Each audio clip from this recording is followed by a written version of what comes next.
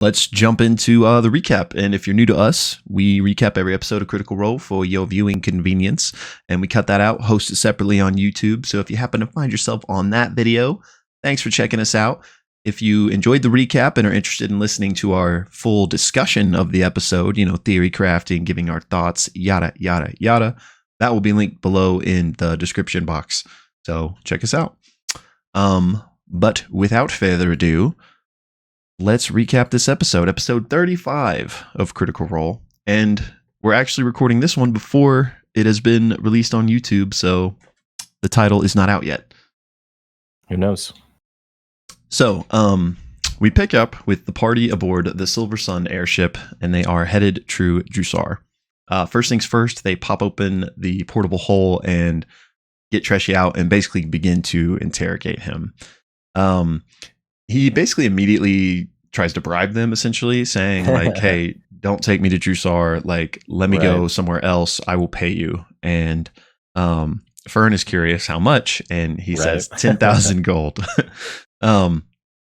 Imogen just basically immediately decides to detect thoughts on him just to see what she can find out. And she gets this big sequence of these memories that Matt describes to her, seeing these handshake deals and discussions about installing the Paragon's call in Drusar, memories of Treshy signing ledgers and shipping approvals.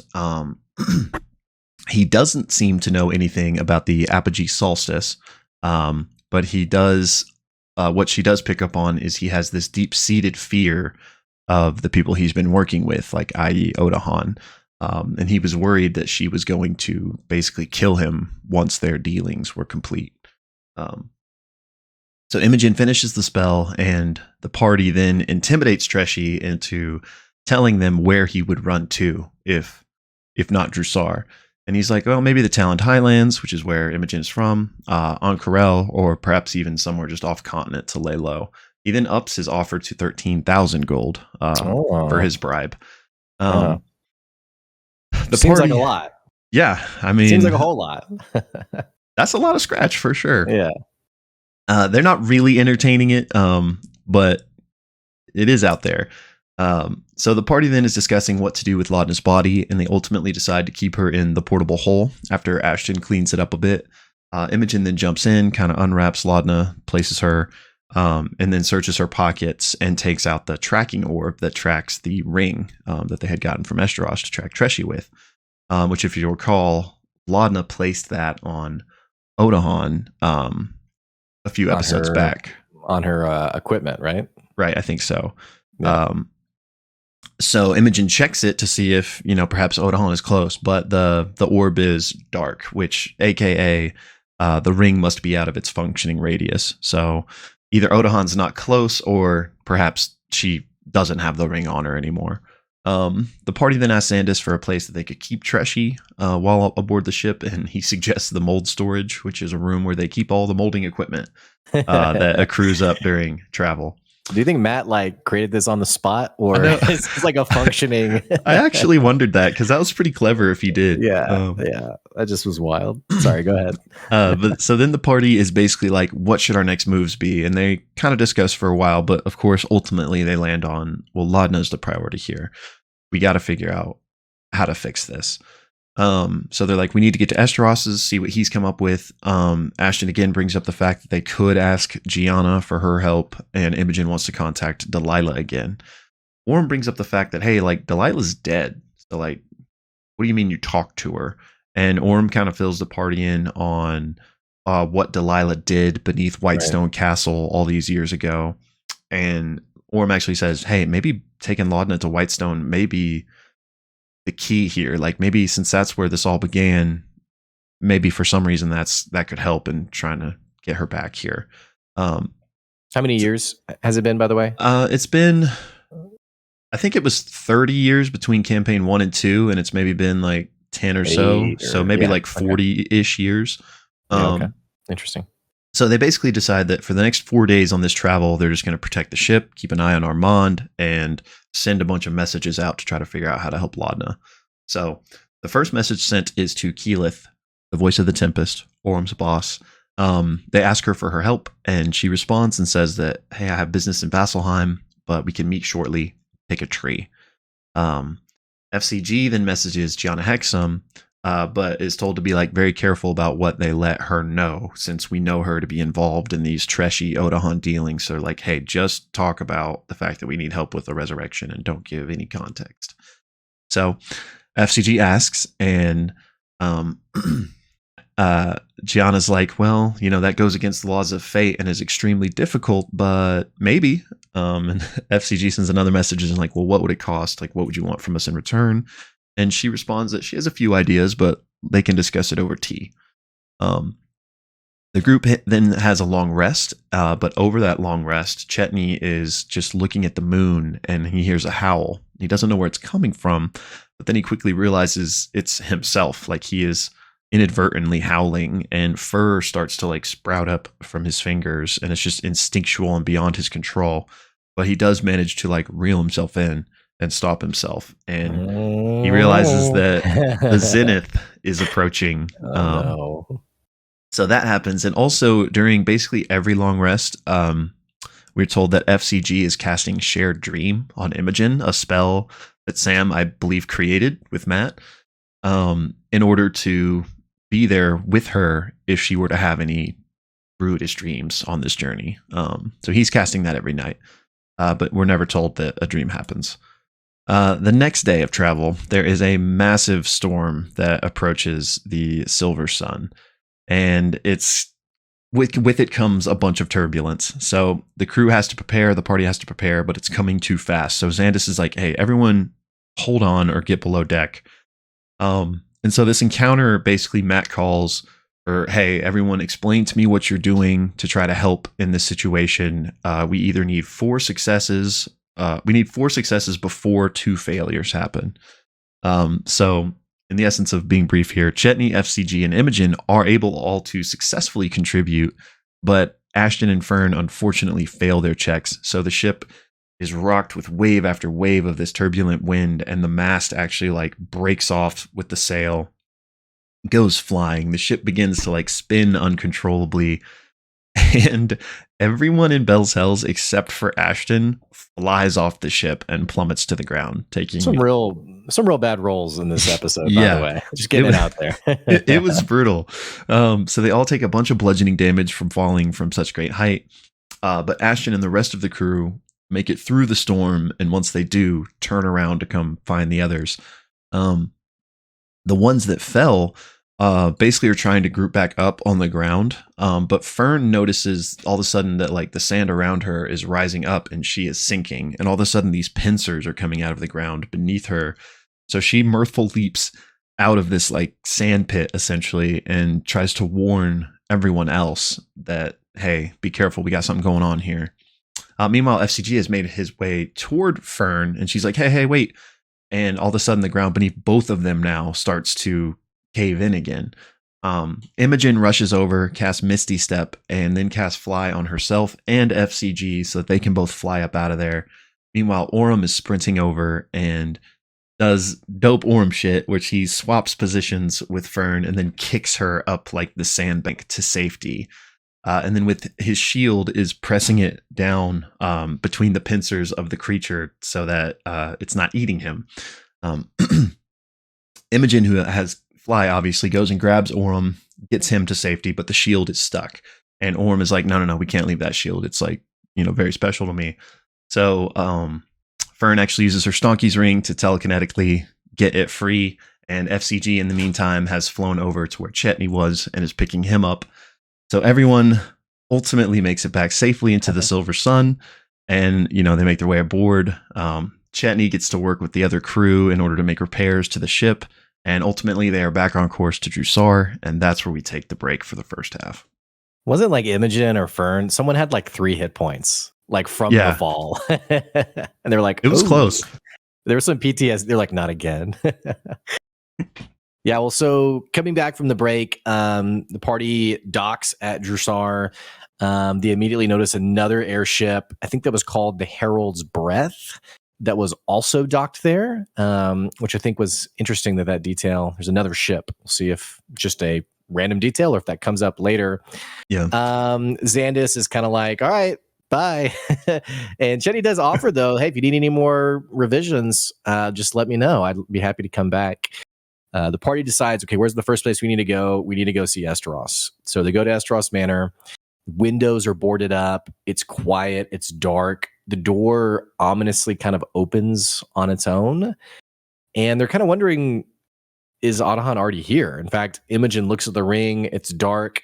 I'm really hoping we're not coming up to a point where she looks at it. She's like, oh, it's dark. And then Adahan, appears or something. Yeah. Kills everybody. But it's around this time that Orem, with his amazing, it's part of the reason why he wanted the shield, with his amazing perception, sees a figure in the window, like peering down, like kind of like the little slits in the window. And Imogen casts sending to Esteros and is like, hey, we're here. And he's basically like, I didn't know who it was. I didn't know who was here. Welcomes them in true Esteros fashion, is going to disarm a bunch of traps, pull things from cabinets where you can hear him like disabling traps. I mean, it's all like overly jacked with traps. And they begin to talk about what their next moves are. And so naturally, Esteros sort of gives his regards for Laudna. They ask about like, what can we do? And Esteros is like, well, there is, and I'm blanking on her name, by the way, but basically the sort of like the patron of the trees, like the person kind of, it's almost like a grove or like an orchard, like within Dressar. And basically says you can go talk to her. She might know an answer. Now they're also looking for a tree because it's around this time that they reach back out to the Voice of the Tempest, and who says, I've been delayed. It's going to be a bit longer. Keyleth being in Vasselheim still. And Esteros also mentions, hey, if you need, you can also go meet Mr. Shishadri, who is the person they had met at the ball. Also the person who had employed the Green Seekers. I think that's right. Right, Will? I think so, yeah. So basically says you can go talk to her in the Core Spire and hand over Armand Treshy. They also show the potions of, the potions of possibility, almost called them the potions of dunamancy, and the residuum. And he, even in talking about the Cerberus assembly, he is sharing in their tension of all of this stuff in play, kind of like, yeah, this is obviously not good that all of these things are happening, but does hand over a job well done reward. I think it's around 7,000 or 8,000 gold. Matt describes a box that is so laced with platinum that it's kind of like spilling out as you open it. And Matt kind of estimates, it's around 7 or 8K gold. They decide, first things first, let's hand off Armand. They go to meet up with Mr. Shishadri.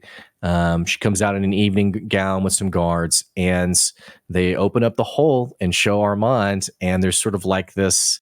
I think Matt describes Armand as pretty downtrodden and crestfallen. Like, hey, she's like, hello, Armand.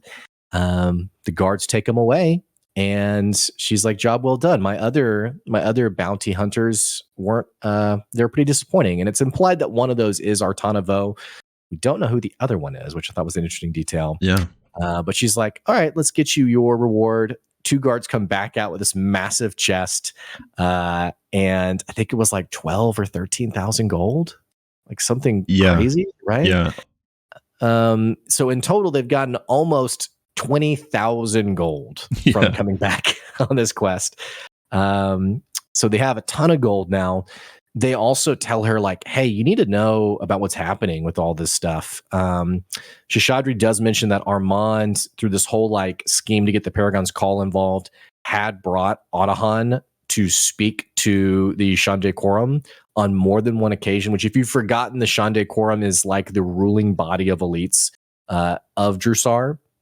Yep. But that Adahan had come and spoken to them a couple of times. We don't really know the context. And they talk about the Cerberus Assembly, which oddly enough, she's a bit distrusting at this information. She's kind of like, do you have any kind of proof? This is a massive accusation. And they're like, like, look, this was the symbol we saw. Like, it's so obvious. And she's like, I don't know if I'm buying that. Almost kind of frustratingly so. But FGG is very polite, and he's like, well, just take it under, just remember it. Okay, you don't have to do anything with it, but please just think about it. They do continue to try to ask her a bunch of questions, and she eventually just leaves. It's kind of like, all right, I think I'm done with you guys. So so that happens. They leave, and then they also decide, as they're wrapping up for the evening, to go back into Ashton's mind and try to piece together what really happened that night he got his injury. And this is important because they know that Gianna Hexam is a key figure in this trade route of these illicit materials. Right. And they think, and they know, and Ashton knows he saw a crate in her office. And so they're like, okay, FGG and Imogen are like, let's do this thing. So they cast Detect Thoughts, and it's kind of like, just let us know when his nose starts bleeding. The party's kind of like watching. The next several minutes are crazy. They get a similar dream of what they saw before, which was him in the room, an explosion happening, him falling back from the balcony, darkness, Milo working on him, grabbing this potion of, maybe it's potion of possibility, but a potion of dunamancy, it seems like, and, pouring it into his brain injury. This is all stuff we had heard before. Right. But there's some very interesting information that happens after that. Imogen and FGG are split in his mind in different places. There's a lot of rolling that happens that everyone just fails endlessly. Imogen sees Ashton, sees him as a politician, sees him as a human, sees, like, it's almost the best way I can describe it. It's like experiencing the multiverse of Critical Role, like sees all these versions of Ashton, true and truly Ashton, but like different versions, like different possibilities of who he could have become. And Ashton's nose is gushing blood. The party's kind of like, okay, this it's looking kind of serious. Stop. FCG, and also going deeper, realizes that he's like almost in the body of Ashton, like looks at his hands, sees Ashton's hands, and finds themselves in like this kind of stasis crystal within Ashton's mind, and is basically trapped in Ashton's mind.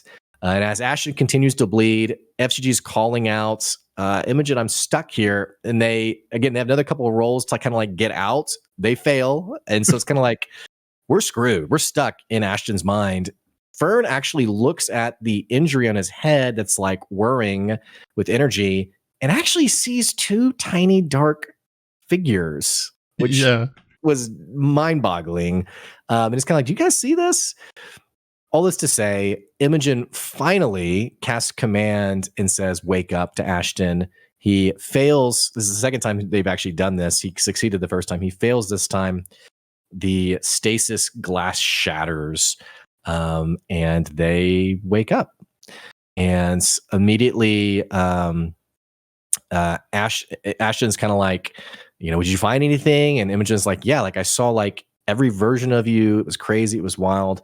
But there was a really cool detail, and that was FCG, in talking with Ashton, was like, hey, when I was you, I felt pain. Like I felt this pain all over me. And he's like, yeah, that's every day for me. And then Ashton reveals that they feel pain all the time, just chronic pain.